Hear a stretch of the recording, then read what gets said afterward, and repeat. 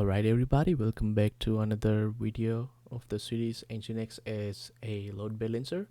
And here's a simple diagram for what load balancer is and how it can be used. So basically here we have our users who will be trying to reach our application, let's say www.example.com. So user A tries to go to example.com and it pulls information from the running server. Let's say there is no load balancer, then user would just hit right here our server A. We got only one server. Now user B also goes here, see everybody. This server has limitations. It can let's say serve to 10 users maximum at a time. So the 11th user tries to reach it, user will get error page of 500 or no response at all. So in order to do the reduce the load from the server and allow our service to be available 24/7 to all of the users, we deploy a load balancer and have multiple application servers like this. So here we have our main load balancer server that takes user request and diverts it to the next available application servers.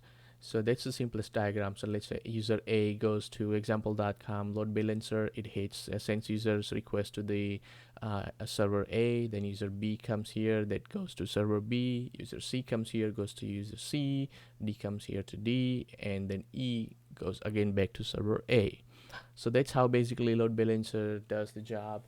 But there are some setup requirements or guidelines are available on Nginx a couple of different ways. There can be every request.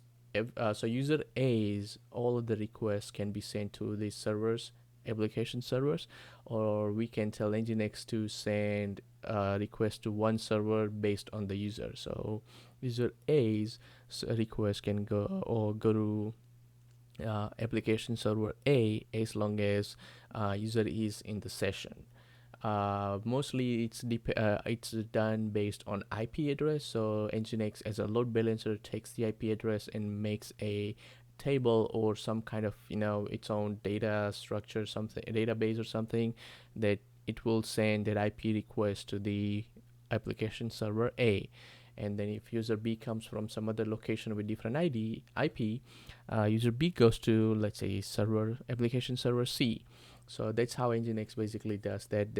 It can be random or it can be based on the IP address. So we will look into both, how to do it and what configuration we need to do in order to use both configurations.